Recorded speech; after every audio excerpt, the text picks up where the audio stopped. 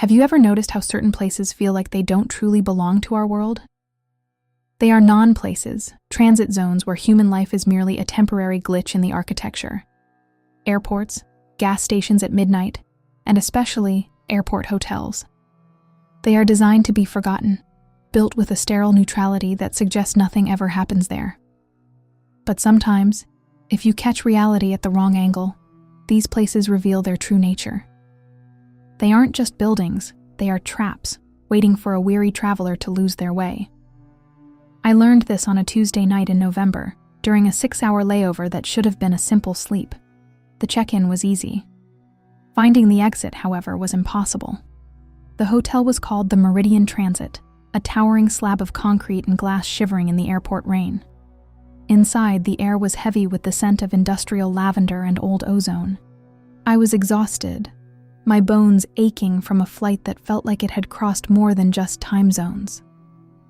The receptionist was a man with skin the color of parched parchment and a smile that didn't reach his eyes.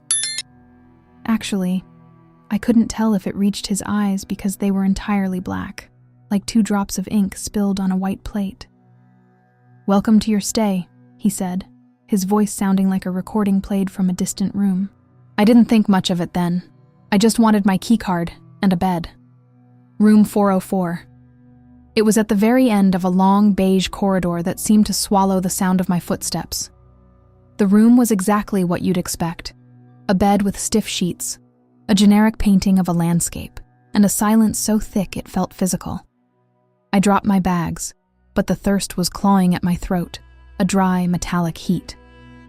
I realized I needed ice, or at least a cold drink from the vending machine I'd seen near the elevators. I stepped out of the room, letting the heavy door click shut behind me. The hallway looked different now, the fluorescent lights overhead humming at a frequency that made my teeth ache. I walked toward the end of the hall, expecting to see the elevator bank and the ice machine.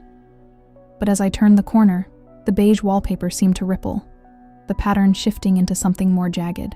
I didn't find the elevators. Instead, I found myself standing back in the lobby.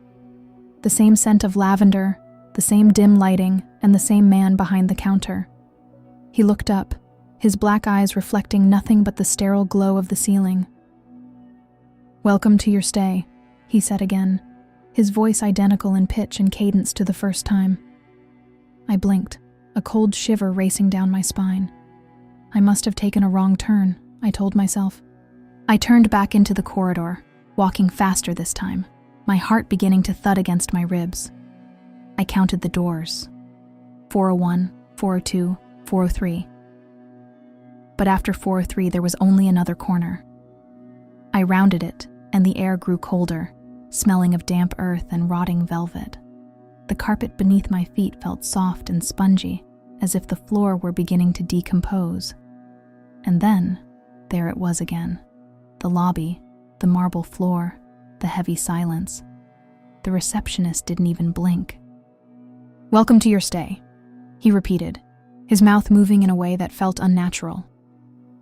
I looked at the wall clock behind him. It was 03:00 a.m. The second hand wasn't moving.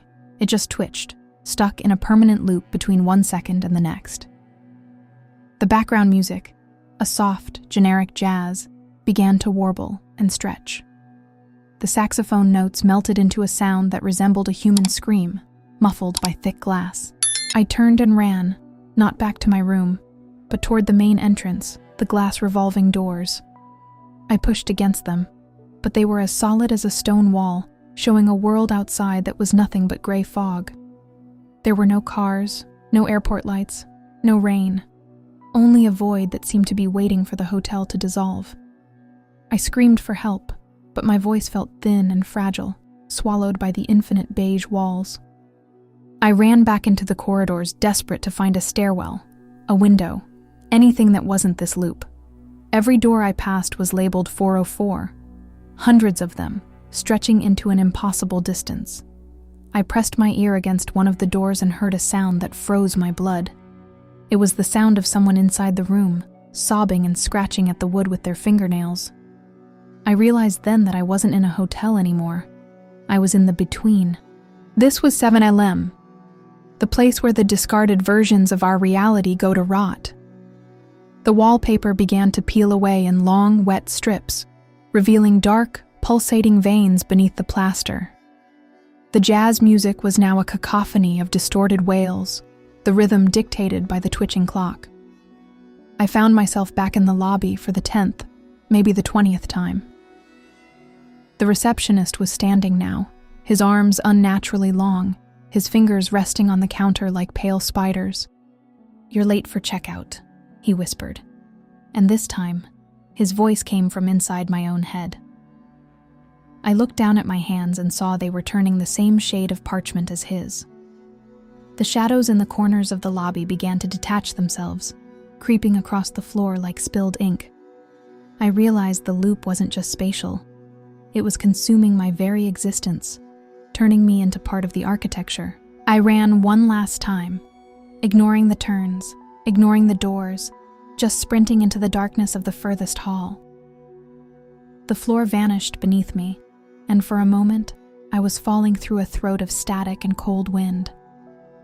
I woke up on the floor of my actual room, the sunlight of a gray morning bleeding through the curtains. My heart was racing, my clothes soaked in a cold, oily sweat that smelled of lavender and rot. I grabbed my bags and fled, not looking back at the room, not stopping for anything. When I reached the lobby, a different woman was behind the desk, a normal human with tired eyes. I checked out with trembling hands, desperate to feel the bite of the real wind on my face. As I walked through the revolving doors, I looked back at the wall clock behind the counter. It was 8 a.m. The second hand was moving perfectly. But then, for a fraction of a second, the woman behind the desk looked up. Her eyes were solid, abyssal black, and her lips moved in a silent, familiar greeting. "Welcome to your stay," I saw her mouth, though I heard nothing but the roar of a distant jet engine. I haven't slept in a hotel since that night, because now I know that once you've visited 7 Alem, a part of you never truly leaves. And every time I see a long, empty corridor, I wonder if the next corner will lead me back to the lobby. The lobby where time is a broken toy and the jazz never stops screaming. The check-in was easy, but I'm still not sure if I ever actually found the exit.